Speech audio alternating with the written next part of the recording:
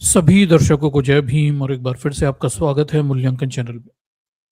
दर्शकों, आज की जो स्ट्रीम है इसमें हम सुप्रीम कोर्ट के हाल ही में ओबीसी आरक्षण पर आए एक महत्वपूर्ण फैसले पर चर्चा करने वाले हैं।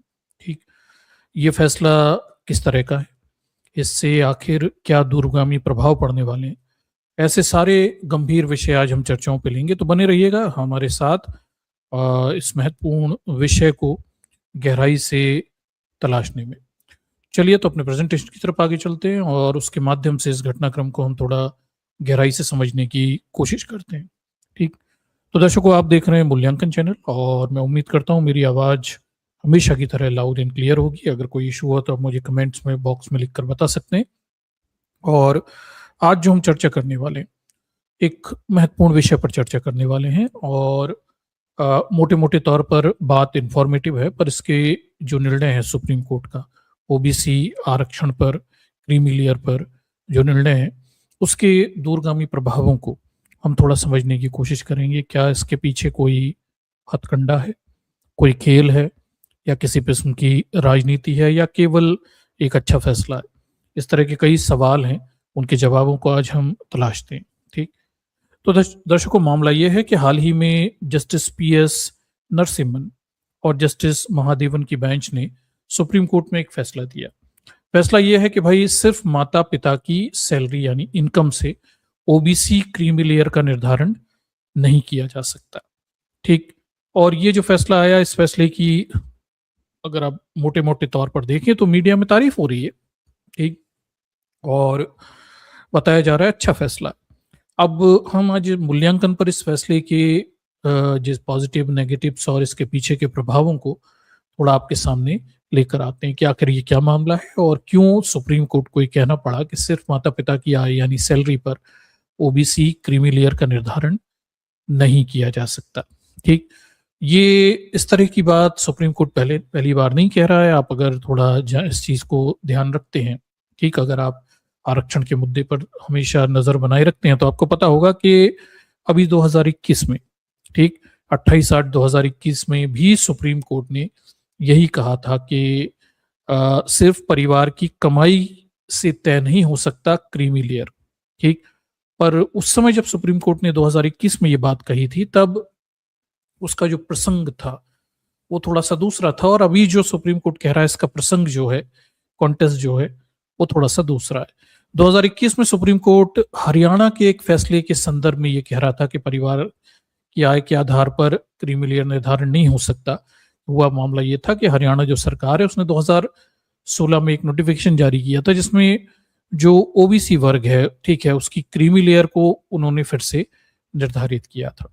उन्होंने ये नोटिफिकेशन में कहा था कि सेक्टरिंग संस्थानों में और सरकारी नौकरियों में जो ओबीसी क्रीमी लेयर है वो उसकी जो सीमा रहेगी वो 3 लाख रुपए रहेगी।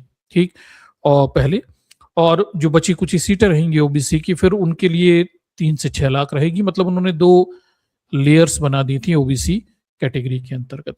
तब सुप्रीम कोर्ट ने कहा था कि भाई ये नहीं किया जा सकता, इस तरह के 2 स्लैब नहीं बनाए जा सकते और ये असंवैधानिक है। तो अगर हम देखें तो तब आरक्षण के संदर्भ में सुप्रीम कोर्ट जो कह रहा था वो ये था कि आय के आधार पर आरक्षण तय नहीं किया जा सकता, क्रीमी लेयर तय नहीं की जा सकती। उसका कॉन्टेक्स्ट ये था कि जब क्रीमी लेयर को नीचे कर दिया गया था, यानी 3 लाख तक ला दिया गया था।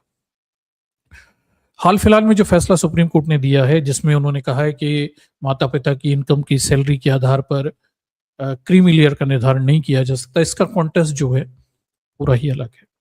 इसका कॉन्टेक्स्ट जो है उसे थोड़ा समझना पड़ेगा कि मामला ये है कि ये तो आप भी जानते होंगे कि 8 लाख रुपए क्रीमी लेयर मोटी मोटी इनकम की स्थिति है। 8 लाख से कम कमाते हैं वो क्रीमी लेयर में नहीं आते, और 8 लाख से ऊपर आते हैं वो क्रीमी लेयर में पहुंच जाते हैं और उन्हें आरक्षण के, ओबीसी आरक्षण के लाभ नहीं मिलते हैं। ठीक, तो हो ये रहा था कि अभी जो वर्तमान में स्थिति है उससे एक विसंगति पैदा हो गई थी। विसंगति इस तरह की थी कि जो सरकारी कर्मचारी हैं और जो पीएसयू पब्लिक सेक्टर यूनिट के कर्मचारी हैं और प्राइवेट सेक्टर के कर्मचारी हैं, उनके बच्चों को लेकर अलग अलग स्थितियां बन गई थी। कुछ सरकारी कर्मचारी ऐसे हैं जिनके बच्चे, जिनकी इनकम 8 लाख से ऊपर चली जाती है, फिर भी उनके बच्चों को आरक्षण के लाभ मिलते हैं, ओबीसी आरक्षण के लाभ मिलते हैं, जबकि पीएसयू पब्लिक सेक्टर यूनिट के कर्मचारी और प्राइवेट सेक्टर के कर्मचारी, अगर उनकी तनख्वाह 8 लाख से ऊपर चली जाती है तो उन्हें आरक्षण के लाभ से वंचित कर दिया जाता है, यानी क्रीमीलेयर मान लिया जाता है और उन्हें ओबीसी आरक्षण नहीं मिलता है। तो ये विसंगति पैदा हो गई थी कि आय के आधार पर निर्धारण होना शुरू हो गया था, बजाय उनके पद और उनकी सामाजिक स्थिति के आधार पर। सुप्रीम कोर्ट ने यह भी बताया कि उदाहरण भी दिया था कि जैसे ग्रुप सी और ग्रुप डी के सरकारी कर्मचारी हैं, उनकी आय अगर बढ़ जाए यानी 8 लाख से ज्यादा भी हो जाती है तो भी उनके बच्चों को क्रीमीलेयर नहीं माना जाता, यानी ओबीसी आरक्षण के लाभ उन्हें मिलते हैं। लेकिन पब्लिक सेक्टर यूनिट और प्राइवेट सेक्टर के कर्मचारी जो हैं, उनकी अगर आय बढ़ जाए 8 लाख से ऊपर हो जाए माता पिता की, तो उन्हें आरक्षण के लाभ यानी ओबीसी आरक्षण के लाभ नहीं मिलते हैं, उन्हें तब क्रीमीलेयर मान लिया जाता है। उन्होंने कहा कि भाई ये समानता के सिद्धांत का उल्लंघन है। ठीक है, केवल सरकारी कर्मचारी और गैर सरकारी कर्मचारी के आधार पर आप अलग अलग आय के नियम नहीं बना सकते। ये 14 और अनुच्छेद 16 की समानता का उल्लंघन है। इसलिए केवल आय के आधार पर माता पिता की आय के आधार पर किसी के आरक्षण का स्तर तय कर देना, यानी उसे क्रीमीलेयर मानना या ना मानना, वो गलत रहेगा। ये अब सुप्रीम कोर्ट ने हाल ही की स्थिति में कहा है। ठीक है, अब ये फैसला बड़ा गंभीर है। आप इस फैसले से ये समझिए कि पिछले कई सालों से ऐसा ही चल रहा है। ठीक है, और इसी विसंगति के साथ ये पूरा मामला चल रहा है कि सरकारी नौकरियों में ग्रुप सी ग्रुप डी के कर्मचारी, भले ही उनकी 8 लाख से ज्यादा इनकम हो, उनके बच्चों को ओबीसी आरक्षण मिलता है, वो क्रीमीलेयर में नहीं आते। ठीक, जबकि प्राइवेट सेक्टर के और पीएसयू के कर्मचारी जैसे ही 8 लाख के ऊपर जाते हैं माता पिता, वैसे ही उनके बच्चों को ओबीसी आरक्षण मिलना बंद हो जाता है, वो क्रीमीलेयर में आ जाते हैं। और ये पिछले कई सालों से इसी तरह से विसंगति चल रही है, लगभग 2004 से लेके चलिए, जब सरकार ने ये आय वाला नोटिफिकेशन जारी किया था, तब से यही स्थिति चल रही है। और अब तक शायद हजारों, लाखों या शायद करोड़ों बच्चे ऐसे होंगे जो आरक्षण के लाभ से वंचित कर दिए गए, क्योंकि सत्ता में बैठे हुए कुछ नौकरशाह आरक्षण के साथ बिगर सोचे विचारे इस तरह के कानून नियम बनाकर खेल खेलते रहते हैं और जाने कितने सारे बच्चों को आरक्षण के लाभों से वंचित कर देते हैं। ये फैसला ये भी दिखाता है कि आरक्षण के संदर्भ में सरकारों में बैठे हुए खास जाति वर्ग के लोगों की दृष्टि बड़ी कमजोर है। वो ज्यादा चिंता विचार नहीं करते, वो ये भी नहीं सोचते कि इससे किसका नुकसान होगा, फायदा होगा, बस मोटे मोटे बेवकूफी भरे नियम बना देते हैं। और फिर कई दशकों बाद, मतलब 2004 से 2026 में जाके इसमें सुप्रीम कोर्ट को लगता है कि इसमें सुधार करने की गुंजाइश है। ठीक, तो ये हमारी आरक्षण की नीति की सूरत हाल, उसकी कमजोरियां, उसकी विसंगतियों को दर्शाता हुआ फैसला है। इस फैसले से आप ये समझिए कि हाल ही में आरक्षण, SC ST आरक्षण के वर्गीकरण पर कई फैसले सुप्रीम कोर्ट ने दिए हैं, जो कि मैं समझता हूं बिगर विचारे, बिगर डेटा के दिए गए फैसले हैं। और आगे जब इन फैसलों से भी पैदा होगी, कई प्रकार की डिसेबिलिटीज आएंगी, कॉन्ट्रडिक्शंस आएंगे, तो शायद ये फैसले भी आने वाले समय में बदले जाएंगे। लेकिन ये भी दिखाता है कि सिस्टम में बैठे लोग आरक्षण जैसी नीति के प्रति कितने गैर उत्तरदायीपूर्ण हैं, कितने असंवेदनशील हैं, और उन्हें कुछ समझ बूझ नहीं है। वो बस मोटे मोटे बेवकूफी भरे नियम बनाकर समस्याएं पैदा करते रहते हैं, क्योंकि उन्हें इससे ज्यादा फर्क नहीं पड़ता कि किस वर्ग के बच्चों को नुकसान हो रहा है। ठीक, तो ये मोटा मोटा मामला है। बस पूरे मामले की थोड़ी सी गहराई जो है उसे हम टटोलते हैं और आपके सामने रखते हैं विस्तार से, कि जो लोग इस मामले से ज्यादा परिचित नहीं है वो किस तरह से इसे देखें। ठीक है, तो दर्शकों इतना तो आप जानते होंगे कि ओबीसी आरक्षण यानी क्या बोलते हैं, अन्य पिछड़े वर्ग का आरक्षण जो है, ये मोटे मोटे तौर पर भारत के संविधान के अनुसार सामाजिक और शैक्षणिक रूप से जो पिछड़े होते हैं उन्हें मिला करता है। ठीक, और इस ओबीसी आरक्षण के बदले में कई प्रकार की रियायतें यानी छूट मिल जाती है। जैसे केंद्रीय स्तर पर नौकरियों में 27% कोटा मिलता है। ठीक, इसके अलावा आयु सीमा में छूट भी मिल जाती है, प्रयास यानी परीक्षा में नंबर ऑफ अटेम्प्ट की छूट भी मिल जाती है, कट ऑफ वगैरह की भी कई बार छूट मिल सकती है। तो कई प्रकार के रिलैक्सेशंस ओबीसी आरक्षण के संदर्भ में मिलते हैं और इसलिए ये बड़ा महत्वपूर्ण हो जाता है समाज के कमजोर वर्गों के लिए। ठीक है, अब ओबीसी ये जो आरक्षण है, ये क्या बोलते हैं,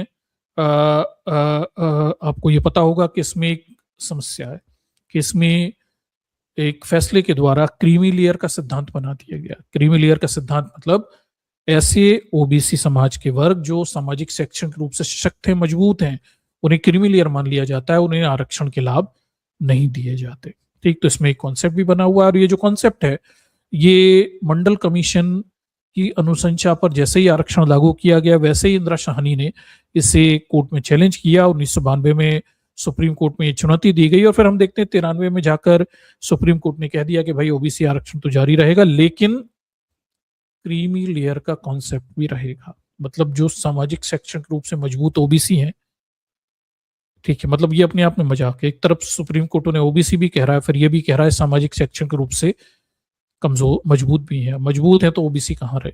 ठीक, तो ओबीसी इन्हें क्रीमी लेयर माना जाएगा और इन्हें ओबीसी आरक्षण के लाभ, इनके बच्चों को ओबीसी आरक्षण के लाभ नहीं दिए जाएंगे।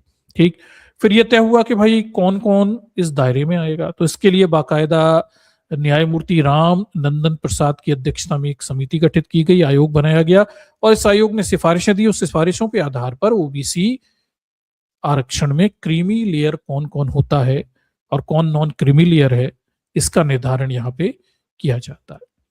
मोटे मोटे तौर पर अगर आप देखिए तो इसमें दो वर्ग आ जाते हैं। पहले वो जो सरकारी कर्मचारी हैं, उनके बच्चों को, किन किन सरकारी कर्मचारी के बच्चों को क्रीमी लेयर माना जाएगा और आरक्षण नहीं दिया जाएगा। ठीक, और किसी क्रीमी लेयर नहीं माना जाएगा और आरक्षण दिया जाएगा, पहला वर्ग। और दूसरा वर्ग प्राइवेट सेक्टर के लोग, आम लोग, उनमें किसको क्रीमी लेयर माना जाएगा और आरक्षण उन्हें नहीं दिया जाएगा। ठीक, इसमें मोटे मोटे तौर पर देखिए, अगर किसी के माता पिता सरकारी कर्मचारी हैं, वो ग्रुप ए और ग्रुप बी की सरकारी नौकरी में 40 साल के पहले भर्ती हो गए थे, तो उनके बच्चों को क्रीमी लेयर माना जाएगा और वो आरक्षण के लाभों से वंचित हो जाएंगे। ठीक, इसके अलावा प्राइवेट सेक्टर में अगर किसी के माँ बाप सरकारी नौकरी में नहीं है, प्राइवेट सेक्टर में है, तो फिर उनकी इनकम, माँ बाप की इनकम 8 लाख में होगी। प्राइवेट सेक्टर जॉब वगैरह ना, जो भी दुकान धंधा जो भी करते हैं, अगर उनकी इनकम 8 लाख रुपए से अधिक है, ठीक है, जिसमें एग्रीकल्चर से होने वाली इनकम नहीं जोड़ी जाती है, ठीक, और तो उन्हें क्रीमी लेयर माना जाएगा, उन्हें आरक्षण के लाभ नहीं दिए जाएंगे। तो इसमें एक चीज समझिए कि माँ बाप की आय से ये तय हो रहा है कि बच्चों को ओबीसी आरक्षण मिलेगा या नहीं मिलेगा। बच्चों की आय से, बच्चों की पत्नी की आय से ये सब तय नहीं हो रहा है। ठीक है, तो मोटी मोटी बात है कि भाई कौन कौन ओबीसी जो हैं उन्हें क्रीमी लेयर माना जाता है, उन्हें आरक्षण के लाभ नहीं दिए जाते। तो ऐसे ओबीसी जिनकी 8 लाख रुपए से अधिक सालाना आय है, उन्हें, उनके बच्चों को क्रीमी लेयर माना जाता है, उन्हें आरक्षण के लाभ नहीं दिए जाते। या फिर ऐसे ओबीसी जो जिनके माता पिता ग्रुप ए की सर्विस में सरकारी कर्मचारी हों, उन्हें आरक्षण के लाभ नहीं दिए जाते, माता या पिता, या फिर माता या पिता दोनों ग्रुप बी के सरकारी अधिकारी हों, 40 साल से पहले हो गए हों, ठीक है, तो उन्हें आरक्षण के लाभ नहीं दिए जाते हैं। और सेना के रिटायर्ड कर्नल और बड़े अधिकारियों को भी आरक्षण के लाभ नहीं दिए जाते हैं, ओबीसी आरक्षण के लाभ नहीं दिए जाते हैं। ठीक है, तो ये मोटी मोटी पूरी स्थितियां हैं और इसका डिटेल आपको पता होगा कि भाई अगर कोई केंद्र सरकार की नौकरी में है, जिसके माता या पिता क्या बोलते हैं 40 वर्ष की आयु के पहले सरकारी अधिकारी बन गए हो ग्रुप ए की सर्विसेज में, तो वो उनके बच्चे क्रीमी लेयर में चले जाते हैं, उन्हें आरक्षण के लाभ नहीं मिलते। इसी प्रकार माता या पिता 40 वर्ष की आयु से पहले ग्रुप बी की सर्विस में चले गए हों, तो क्या बोलते हैं उन्हें भी 40 वर्ष की आयु के पहले प्रवेश कर गए हों, तो उन्हें भी क्रीमी लेयर माना जाता है, उनके बच्चों को क्रीमी लेयर में लिया जाता है, उन्हें आरक्षण के लाभ नहीं दिए जाते हैं। ठीक है, ये मोटी मोटी स्थिति हमारे सामने आती है। तो कौन कौन क्रीमी लेयर में आता है सरकारी नौकरियों में? तो ग्रुप ए, ग्रुप बी के अधिकारी, ठीक है, राष्ट्रपति, उपराष्ट्रपति वगैरह बड़े पदों पे बैठे लोग, ठीक है, ये सब इनके बच्चे जो होंगे वो क्रीमी लेयर में माने जाएंगे, इन्हें आरक्षण के लाभ नहीं मान दिया जाएगा। इनके अलावा बाकी लोग जो हैं वो नॉन क्रीमी लेयर में होंगे, यानी ग्रुप बी के बाद सी और डी के कर्मचारी वगैरह, वो सब उनके बच्चों को क्रीमी लेयर में नहीं माना जाएगा, उन्हें आरक्षण के लाभ दिए जाएंगे। इसके अलावा जो लोग नौकरी नहीं करते, ठीक, सरकारी नौकरी नहीं करते हैं, प्राइवेट में करते हैं या कोई काम धंधा करते हैं, तो उनके बच्चों के लिए बड़ा सीधा सा नियम है कि भाई उनकी जो माता पिता की इनकम है 8 लाख से अधिक होगी तो उन्हें क्रीमी लेयर माना जाएगा, उन्हें आरक्षण के लाभ, ओबीसी आरक्षण के लाभ नहीं दिए जाएंगे। ठीक है, तो ये मोटी मोटी स्थिति हमारे सामने निकल कर अब तक आती है। ठीक, अब यहाँ पर आपको ध्यान देने की क्या जरूरत है कि भाई देखिए, जो आय का निर्धारण है वो अगर आप देखें तो अ,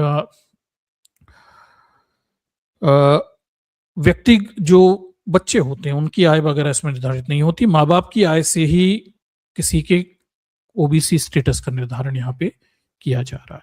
ठीक, तो ये कुछ मोटी जानकारियां हैं जो मैंने आपको इसके संदर्भ में दे दी हैं। ओबीसी का प्रमाण पत्र क्या रहता है? 3 साल की वार्षिक आय निकाली जाती है माँ बाप की, उसके आधार पर ओबीसी स्टेटस किसी का तय किया जाता है। ठीक है, तो ये मोटी मोटी जानकारी है। अब समस्या कहां पर है?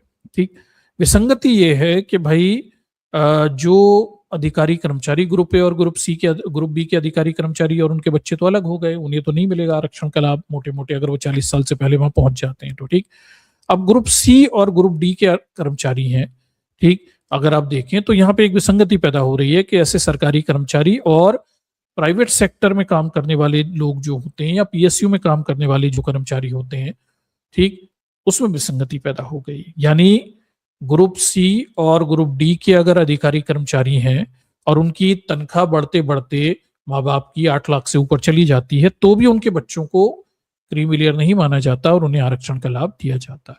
ठीक, इसी तरह प्राइवेट सेक्टर में काम करने वाले लोग और पीएसयू में काम करने वाले लोग अगर उनकी तनख्वाह 8 लाख से अधिक माँ बाप की हो जाती है तो उनके बच्चों को क्रीमी लेयर मान लिया जाता है और उन्हें आरक्षण के लाभ नहीं दिए जाते हैं। ठीक, ये विसंगति लंबे समय से चल रही थी, जिस एक बहुत बड़ा गड़बड़ पैदा हो गई थी और ये सरकार के एक आदेश से विसंगति पैदा हो गई थी। 2004 में जब सरकार ने यह तय किया था कि भाई किसी के पद की स्थिति, सरकारी कर्मचारियों के पद की स्थिति से तय नहीं होती तो आय के आधार पर वो उसके क्रीमी लेयर का निर्धारण करेंगे। ठीक, इसी वजह से विसंगति आ गई थी। ठीक, इसी चीज को अब सुप्रीम कोर्ट ने जो है वो क्लियर कट करा है और उन्होंने कहा कि सिर्फ माता पिता की सैलरी के आधार पर किसी के ओबीसी क्रीमी लेयर होने का निर्धारण नहीं किया जा सकता है। ठीक है, और मामला कहां पे था? तो एक व्यक्ति थे, वो सरकारी नौकरी में वो आहत हो गए थे ओबीसी आरक्षण लेकर। बाद में पता चला कि भाई उनके माँ बाप की आय 8 लाख से ऊपर हो रही है तो उन्हें ओबीसी कैटर से बाहर कर दिया गया। और ऐसे वो अकेले नहीं थे, और भी सारे अभ्यर्थी थे, पीएसयू बैंक में काम करने वाले कर्मचारियों के बच्चे थे जिन्हें आरक्षण के लाभ क्रीमी लेयर की वजह से 8 लाख से अधिक की वजह से नहीं मिल रहे थे। और सरकार ऐसा क्यों कर रही थी? क्योंकि सरकार ने 2004 में एक क्लैरिफिकेशन जारी किया था जिसमें उन्होंने ये कहा था कि अगर किसी पद की सरकारी पद से समानता तय नहीं होती है तो आय के आधार पर ही क्रीमी लेयर का निर्धारण किया जाएगा। मतलब सरकारी पद हैं, ग्रुप सी और ग्रुप डी के सरकारी पद हैं, उनकी आय भले ही 8 लाख से ज्यादा हो जाए, उनके बच्चों को ओबीसी आरक्षण मिलता है, वो क्रीमी लेयर में नहीं आते। ठीक, जबकि प्राइवेट सेक्टर में काम करने वाले कर्मचारी भले ही उनकी आय 8 लाख से ज्यादा हो जाए, इसी के समकक्ष भी हों, तो उनके बच्चों को क्रीमी लेयर मान लिया जाता है और ओबीसी आरक्षण उन्हें नहीं मिलता। ठीक, तो ये जो पूरा मामला है 2004 के इस विवादास्पद आदेश से पैदा हो गया था कि जब सरकार ने तय किया कि भाई सरकारी कर्मचारी सरकारी पद के समानता तय नहीं हो पाती है किसी पद की, तो आय के आधार पर उनके क्रीमी लेयर का निर्धारण करेंगे। और तब से सरकार यही कर रही थी। प्राइवेट सेक्टर के कर्मचारी, पीएसयू के कर्मचारी, अगर उनकी तनख्वाह 8 लाख से ज्यादा होती है तो उनके बच्चों को क्रीमी लेयर मानकर आरक्षण के लाभों से वंचित कर दिया जा रहा था। ठीक, जबकि यही 8 लाख से ज्यादा तनख्वाह वाले ग्रुप बी, ग्रुप सी और ग्रुप डी के अधिकारियों के बच्चों को ये आरक्षण मिल रहा था। तो ये डिसेबिलिटीज 2014 का जो 4 का एक आदेश है, इससे ये पैदा हो गई थी। और सुप्रीम कोर्ट ने कहा कि भाई ये जो 1993 का इंदिरा साहनी केस का जो आदेश है वो तो इस तरह से चीजों को नहीं बताता है। ठीक है, इंदिरा साहनी के फैसले में यह स्पष्ट रूप से निर्धारित किया गया था कि क्रीमी लेयर का निर्धारण मुख्य रूप से माता पिता के पद और सामाजिक स्थिति के आधार पर होगा।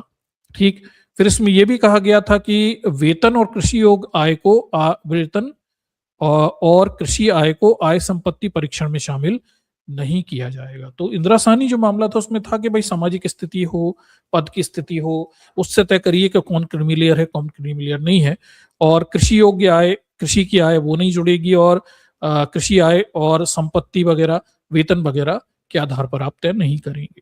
ठीक है, ये इंदिरा साहनी मामले में कहा गया था। ठीक, आय का परीक्षण केवल उन्हीं मामलों में लागू होगा जहां पद के आधार पर सामाजिक स्थिति तय नहीं होती। यह भी कहा गया था कि बस एक्सेप्शन था कि इनकम के आधार पे किसी को क्रीमी लेयर तभी मानोगे जब उसके पद के आधार पर उसकी सामाजिक स्थिति तय नहीं हो पा रही है।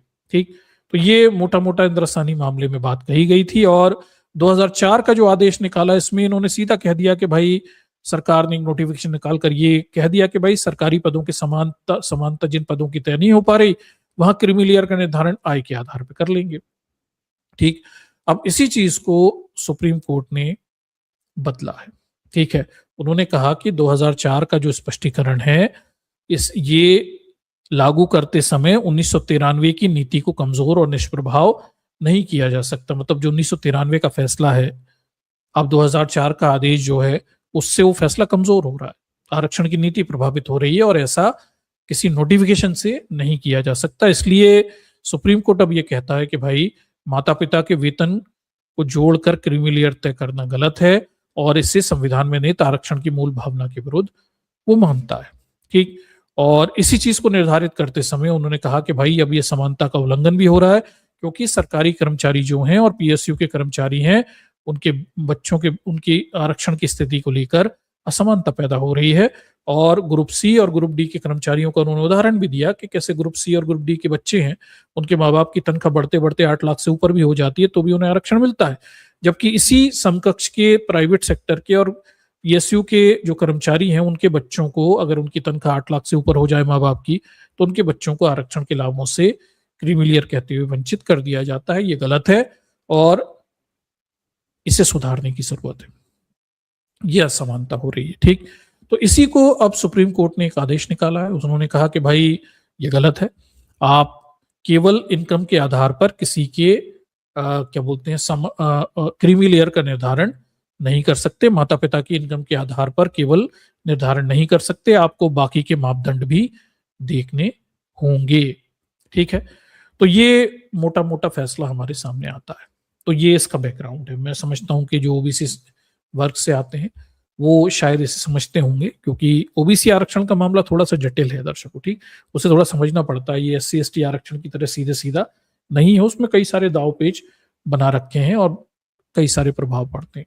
ठीक, अब इस फैसले को अगर आप ध्यान से देखें तो बड़ा अच्छा फैसला लगता है। ऐसा लगता है सुप्रीम कोर्ट को समानता की चिंता हो गई। वो चाहता है कि भाई, ओबीसी आरक्षण में क्रीमी लेयर का जो कॉन्सेप्ट है उसमें जो गड़बड़ हो रही है उसे सुधारना चाहता है। और सुप्रीम कोर्ट क्या बोलते हैं, सुधार करता हुआ दिखाई देता है। बहुत सारे लोग इस निर्णय का वेलकम भी कर रहे हैं और प्राइमा फेसी देखने पे ये फैसला हमें अच्छा नजर भी आता है।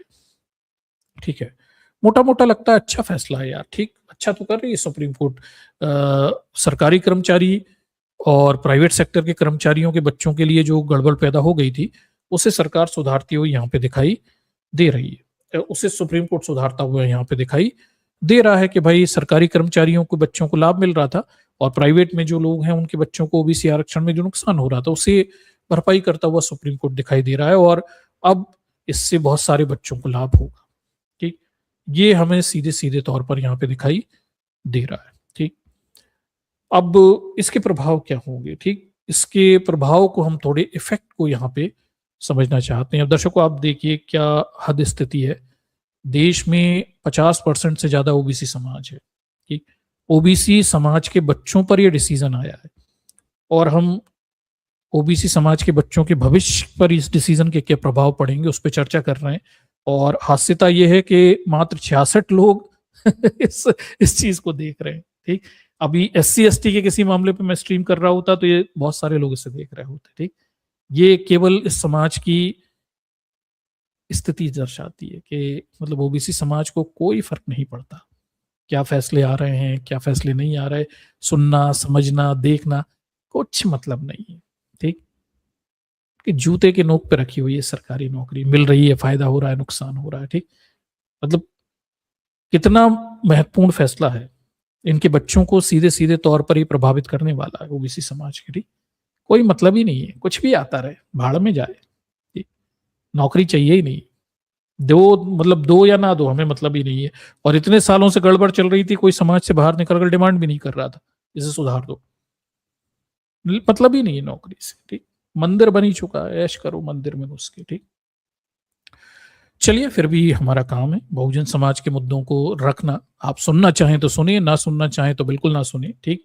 और मैं इस लाइव स्ट्रीम में इस चीज को बोल रहा हूँ कि ये रिकॉर्ड में जाएगा बाद में लोगों को नहीं पता होगा कि जब मैं ये इतना महत्वपूर्ण विषय पर चर्चा कर रहा था तो मात्र 70 66 70 लोग इसे देख रहे थे, जबकि देश में ओबीसी समाज की जनसंख्या बहुत बड़ी है, ठीक। और मुझे नहीं लगता कि इस मुद्दे पे बहुत सारे गंभीर कहीं चर्चाएं आयोजित की गई। मतलब सवर्ण मीडिया तो कर रहा होगा, वो तो अपने फायदे नुकसान के हिसाब से कर रहा होगा, दलित पिछड़ों ने कितनी ही चर्चाएं की होंगी इस पर, ठीक। तो ये समाज की कूक मंडूकता जिसे कहते हैं, जिसे समाज जो होता है वो कुएं के मेंढक जो है कुएं में रहता है, वो भी दर्शाता हुआ दिखाई दे रहा है, ठीक। तो अच्छा है, ऐसे ही रहना चाहिए, ठीक। चलिए, तो हम इसके प्रभावों को देख लेते हैं। इम्पैक्ट क्या आने वाला है, इफेक्ट क्या आने वाला है, पहले इफेक्ट देखते हैं, ठीक। ये जो फैसला है, ये किस तरह का फैसला है? क्या इस देश की ब्राह्मणवादी न्यायपालिका अब इतनी संवेदनशील हो गई है कि उसे ओबीसी समाज की चिंता हो गई है और वो उनके बच्चों के लिए कुछ बेहतर चाहती है, ठीक। ये बड़ा गंभीर प्रश्न है, क्या वो वास्तव में इतने चिंतित हो गए? तो चलिए हम इस पूरे मामले के प्रभाव को देखते हैं कि इससे प्रभाव क्या पड़ेगा। और मैं लंबे समय से इस फैसले के इस अंतर जिसे कहते हैं इनहेरेंट इफेक्ट जो होते हैं, इस पे चिंतन कर रहा था कि आखिर मतलब इस पे क्या प्रभाव। अभी मैं और भी इस फैसले की गहराइयों तक जाऊंगा और ज्यादा रीड आउट भी करूंगा, जो विशेषज्ञ क्या कह रहे हैं उसे भी समझूंगा। पर प्राइमा फेसी मोटा मोटा ये जो फैसला है, ये इस समय क्यों आया और इसका बड़ा बृहद प्रभाव क्या पड़ने वाला है, आप कुछ बिंदुओं को समझिए, ठीक। वो मैं आपके सामने रखता हूं कि ये फैसला अच्छा है, बुरा नहीं है, लेकिन फिर भी आप भी जानते हैं ब्राह्मणवादी ब्राह्मण पालिका जो है वो बड़े गुणा भाग के तहत ये सारे फैसले देती है। बड़े गुणा भाग क्या है, इसके प्रभाव क्या है, ठीक। कुछ बिंदुओं को मैं आपके सामने रखता हूं जिससे आप समझ पाएंगे कि इसके पीछे की बड़ी राजनीति क्या है, ठीक। तो देखिए, इस फैसले से अब क्या होने वाला है, ठीक है। तो इस फैसले से ये होने वाला है कि अब 27% जो ओबीसी आरक्षण है, जिसमें अभी तक 8 लाख का जो ब्रैकेट लगा हुआ था क्रीमी लेयर का, जिसकी वजह से बड़ी तादाद में क्या बोलते हैं प्राइवेट सेक्टर के कर्मचारी और उनके बच्चे सरकारी नौकरियों में इस आरक्षण का लाभ नहीं ले पाते थे। अब इस फैसले के बाद एक बड़ा ब्रैकेट हट गया है, ठीक। और ओबीसी समाज का बहुत बड़ा वर्ग जो है शायद आरक्षण के लाभ के दायरे में आ सकेगा, ठीक।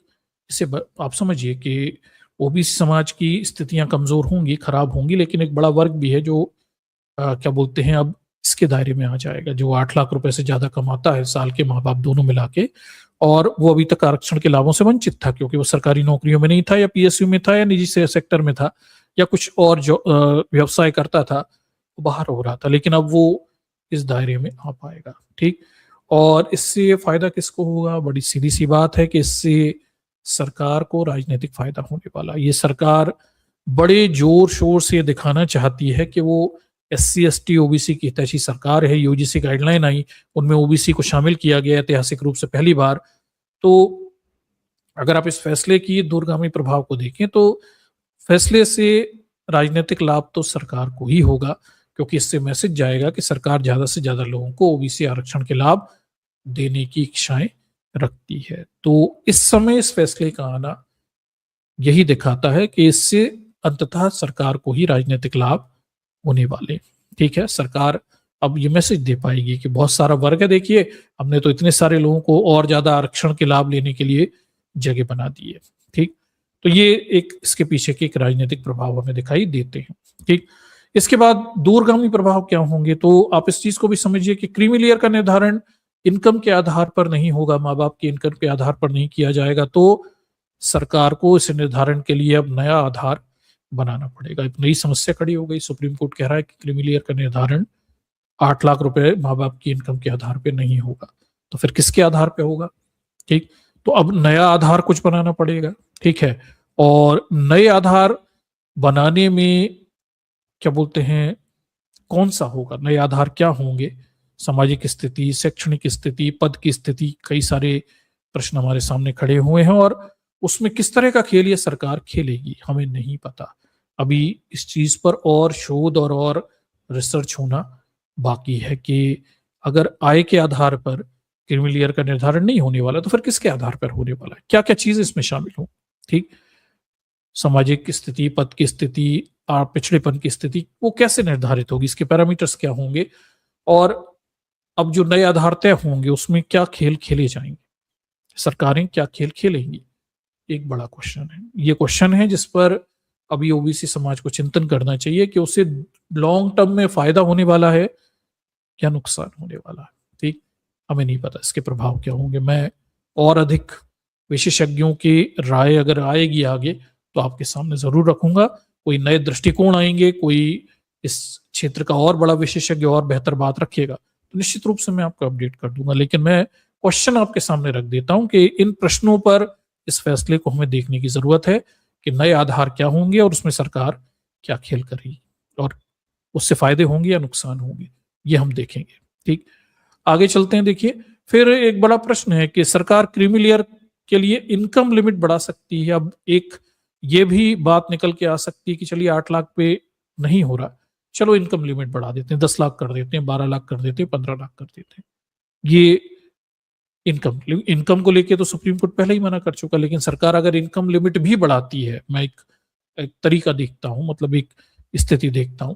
ठीक, तो इससे और ज्यादा लोगों को ओबीसी आरक्षण के लाभ के दायरे में सरकार शामिल कर पाएगी और लोगों को मैसेज दे पाएगी कि देखिए सरकार ओबीसी के हितों के बारे में सोचती है। ठीक, और इसके एक और बड़े प्रभाव होंगे। इसे हम इस तरह से भी देख सकते हैं कि अगर सरकार को ईडब्ल्यूएस आरक्षण का दायरा बढ़ाना था, ठीक है, मतलब अगर सरकार का प्लान ये था कि उसे ईडब्ल्यूएस आरक्षण का दायरा बढ़ाना, अभी क्या समस्या है, चूंकि ओबीसी आरक्षण में क्रीमी लेयर का निर्धारण 8 लाख रुपए से होता है, इनकम से होता है।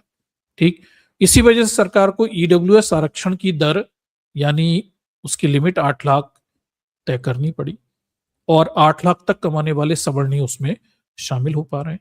लेकिन सरकार ये चाहती है कि वो ज्यादा से ज्यादा सवर्णों को ईडब्ल्यूएस आरक्षण के दायरे में लाए ताकि उसे राजनीतिक रूप से वोटों के फायदे हों। ठीक, तो उसे ईडब्ल्यूएस आरक्षण का ये लिमिट बढ़ानी है, 8 लाख से बढ़ाकर 10, 15, 12, 15 जो भी करनी है। लेकिन उसे करने से पहले इससे सरकार को क्या करना पड़ेगा, ओबीसी आरक्षण में क्रीमी लेयर की लिमिट भी बढ़ानी पड़ेगी, नहीं तो मामला गड़बड़ हो जाएगा। अगर आप ओबीसी आरक्षण में क्रीमी लेयर की लिमिट 8 लाख ही रखते हैं और यहाँ पे ईडब्ल्यूएस आरक्षण में 15 लाख कर देते हैं तो बड़ी गड़बड़ हो जाएगी, क्योंकि जो लोग क्रीमी लेयर से बाहर होंगे ओबीसी आरक्षण से, वो नॉन रिजर्व में जाएंगे और नॉन रिजर्व में जाएंगे तो वो आर्थिक आधार पे यहाँ पे आ सकते हैं। ये बड़ी परेशानी है। तो अगर सरकार के इरादे ये हैं कि उसे ईडब्ल्यूएस आरक्षण का दायरा बढ़ाना है, 15 लाख लिमिट करनी है ताकि ज्यादा से ज्यादा सवर्ण उसमें शामिल हो और सरकार ज्यादा सवर्णों के वोट घेर पाए, तो उसके लिए सरकार को पहले ईडब्ल्यूएस आरक्षण, ओबीसी आरक्षण की क्रीमी लेयर की लिमिट बढ़ानी पड़ेगी। ठीक, और ये फैसला जो है उसके लिए एक आधार दे रहा है, बेस दे रहा है कि चलिए कम लोग आ पाते हैं, हम लिमिट बढ़ा देते हैं। हालांकि सुप्रीम कोर्ट ये कह रहा है आय के आधार पर नहीं होगा, लेकिन वो आय की सीमा बढ़ा सकती है जिससे ज्यादा लोगों को शामिल किया जा सके। और फिर जब ओबीसी आरक्षण की क्रीमी लेयर की लिमिट 15 लाख की जाएगी तो ऑटोमेटिकली ईडब्ल्यूएस आरक्षण की लिमिट भी बढ़ाई जा सकती है। ठीक, ये सब मामले आपस में जुड़े हुए हैं दर्शकों। ठीक, क्योंकि बगैर क्रीमी लेयर की लिमिट बढ़ाए ईडब्ल्यूएस आरक्षण की लिमिट नहीं बढ़ाई जा सकती, क्योंकि जो क्रीमी लेयर से बाहर होंगे वो फिर यहाँ पे ईडब्ल्यूएस आरक्षण के पात्र हो जाएंगे। ठीक, तो इससे तो सवर्णों के नुकसान हो जाएंगे। इसलिए ईडब्ल्यूएस आरक्षण की लिमिट बढ़ानी है, उससे पहले क्रीमी लेयर के आरक्षण की लिमिट बढ़ानी पड़ेगी। ये आपस में सब जुड़ा हुआ मामला है। तो क्या इस खेल को खेलने के लिए ईडब्ल्यूएस आरक्षण के दायरे को बढ़ाना था, ज्यादा से ज्यादा सवर्णों के लोगों को ये महसूस करवाना था कि आप सब इसका लाभ लें? क्या इसके लिए ये फैसला लाया गया है, आधार बनाया गया है और आगे चल के ईडब्ल्यूएस ओबीसी आरक्षण की क्रीमी लेयर की लिमिट जो है 15 लाख की जाएगी या 10 लाख की जाएगी, जो भी कुछ की जाएगी, क्या इसका बेस बनाया गया है? ठीक, हालांकि सुप्रीम कोर्ट ने इसमें बोला है कि केवल माँ बाप की आय के आधार पर यह नहीं तय किया जा सकता, लेकिन फिर भी एक गुंजाइश बनती है कि 15 लाख की आय कर दी जाए तो ज्यादा से ज्यादा लोगों को इसमें शामिल किया जाएगा ओबीसी आरक्षण की नॉन क्रीमी लेयर लिमिट में, और फिर नीचे से ईडब्ल्यूएस आरक्षण की भी लिमिट बढ़ाई जा सकती है। शायद राजनीतिक फायदे के लिए ये सब करने के तरीका हो सकता है। हम अभी इसे इन दृष्टिकोणों पर भी देख सकते हैं, मतलब ये एक दूरगामी दृष्टिकोण है, शायद ये सब खेल होंगे, ठीक, क्योंकि हम इसे समझना चाह रहे हैं। कोई भी फैसला जो इस ब्राह्मण पालिका करती है उसके पीछे बड़े खेल तो निश्चित होते हैं। हाँ, ये समय के साथ खुलते हैं। अभी हम केवल इस मामले को समझने की कोशिश कर रहे हैं, ठीक। तो हो सकता है कि ये मामला हो, इसलिए ये सब किया जा रहा हो, ठीक। फिर एक गुंजाइश ये भी समझ में आती है कि चूंकि लंबे समय से सुप्रीम कोर्ट के हलकों से बैठे हुए ब्राह्मणवादी लोग ये चिल्ला रहे हैं कि एससी एसटी आरक्षण में क्रीमी लेयर शामिल की जाए, और अब जब ओबीसी आरक्षण में क्रीमी लेयर के कॉन्सेप्ट पर कुछ फैसले आने शुरू हो गए हैं, तो शायद एससी एसटी आरक्षण में क्रीमी लेयर का मामला फिर से गरमाया जा सकता है और फिर से इस मुद्दे को हवा दी जा सकती है। एक और इसका एक अंतर्निहित प्रभाव शायद ये हो सकता है कि आने वाले समय में हम जल्दी सुने सुप्रीम कोर्ट के हलकों से कुछ लोगों के द्वारा कहते हुए कि भाई एससी एसटी की भी क्रीमी लेयर अब तय ही कर दो, ठीक। तो इसकी आड़ में, इस फैसले की आड़ में शायद इस मामले को भी बढ़ाने की कोशिशें की जा सकती है, ठीक। तो ये सब कुछ संभावनाएं हैं जो मैंने आपके सामने रखी हैं इस फैसले के प्रभावों को समझने के लिए। देखने में फैसला बहुत अच्छा लगता है, पर इस फैसले के पीछे के राजनीतिक लाभ लेने के कारण जरूर होते हैं, ये भी आप जानते हैं। और ये सरकारें जो ब्राह्मणवादी बैठी हैं, ये इतनी अच्छी नहीं हो गई कि इन्हें दलित पिछड़ों के हक अधिकारों की चिंता होने लगी। निश्चित रूप से इसके पीछे की कोई बड़ी राजनीति है। शायद अभी हम उतने अच्छे से उस राजनीति को देख और समझ नहीं पा रहे हैं। कुछ आशंका कुशंकाएं हैं जो मैंने आपके सामने यहाँ पे रखी हुई हैं, और हो सकता है ये उतनी सही सिद्ध ना हो, निर्मूल हो, पर निरंतर मैं कहता हूं कि इस फैसले को ओबीसी समाज को स्कैनर पे रखना चाहिए और निरंतर कोशिश करनी चाहिए कि इसके पीछे का आखिर बड़ा खेल है क्या, ठीक। क्योंकि बगैर खेलों को समझे आप इनसे जीत नहीं सकते, ठीक। और इनके सारे खेलों को डिकोड करना बहुत जरूरी है, ठीक है। तो दर्शकों, ये मामला है, माता पिता की सैलरी से ओबीसी क्रीमी लेयर का निर्धारण नहीं किया जाएगा। सुप्रीम कोर्ट के इस फैसले की ये कुछ सीमित आधारों पर विवेचना है, और आगे कुछ और मुद्दे भी अगर इसमें जुड़ेंगे तो वो भी हम आपको समय समय पर अपडेट करते रहेंगे, ठीक। चलिए, तो इसे मैं यहाँ से खत्म करता हूँ और